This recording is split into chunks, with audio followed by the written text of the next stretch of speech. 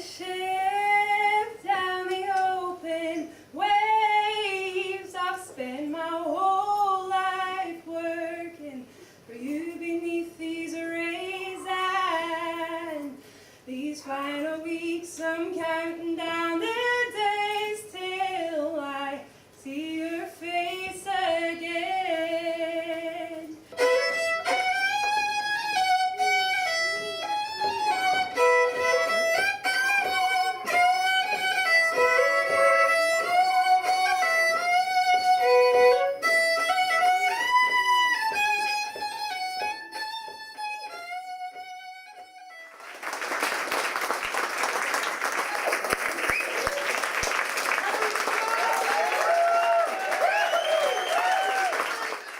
In psychology, when we do in therapy, there's what's called a miracle question. If you woke up tomorrow and during the night a miracle had happened that meant that you were living your perfect lifestyle, how would you know? What would be different in life? So for example, what would you see around you in this perfect life that you're having?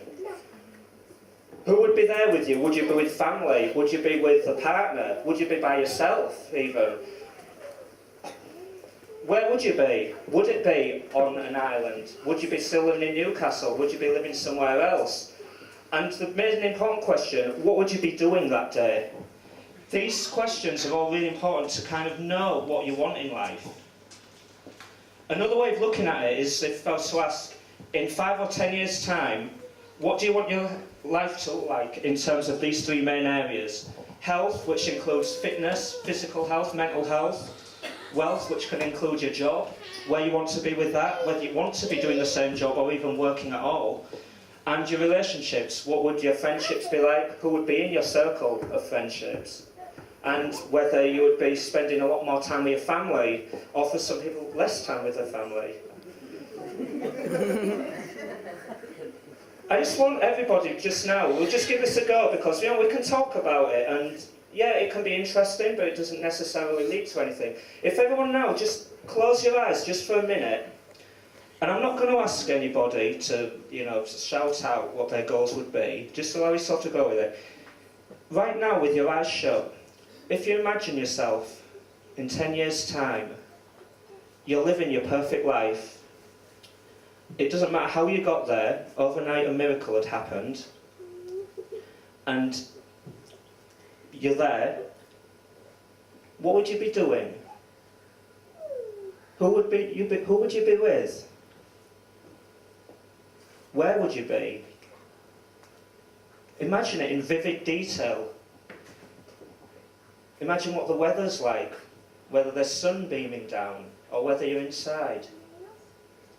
What would you be planning to do that day? Just keep hold of that image, let it develop more and more like a video than an actual photograph. Just think about exactly what your life would look like if this miracle happened.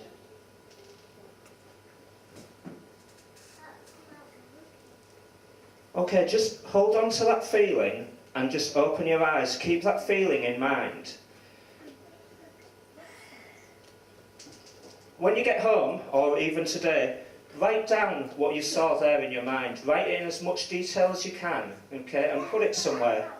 Put it somewhere safe where you can look at it, you know exactly where it is. Because with setting goals, that's one thing. Another part of it is actually how you go about achieving it.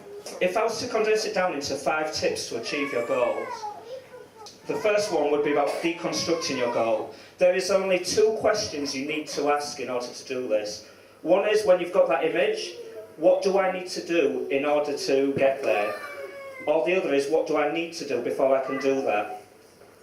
If you go through that process with a piece of paper and you ask yourself, what do I need to do in order to do that?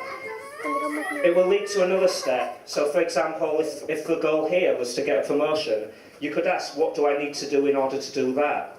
It might be increasing the number of sales. Ask yourself, what do I need to do in order to do that? And so on. And eventually, I guarantee you, you will always come down to something that you can do right now. Not even that day, something right now. Okay? And that's a process that I've used with lots of people. not just people I work with, but in private industry and companies as well, and with myself. It does work. Number 2 would be list why you are capable of achieving these things. It's not just about what you want, it's about why and how you feel you can get them. This person on the screen, I'll just move over so everyone can see.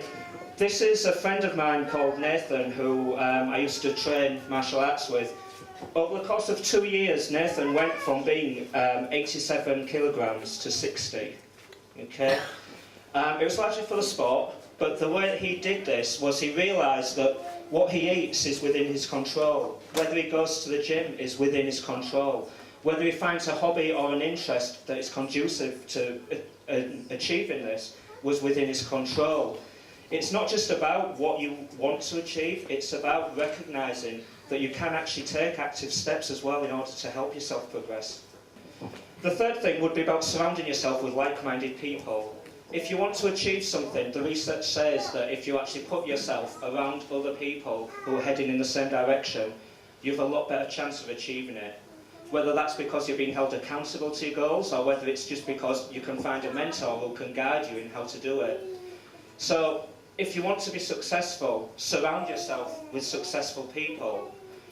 There's a concept in popular psychology that you're the average of the 5 people you hang around the most, which, if you think about it, makes sense. Like-minded people tend to hang around together. So, if you want to do something different, try and put yourself around the people who are actually there doing what you want to do. Step 4, or tip 4, which is the bit that a lot of people miss out, actually taking the risk. Setting the goals, again, it's easy. It's actually taking that big first step into doing it. There's an old saying about do what you've always done and you'll get what you've always got, okay?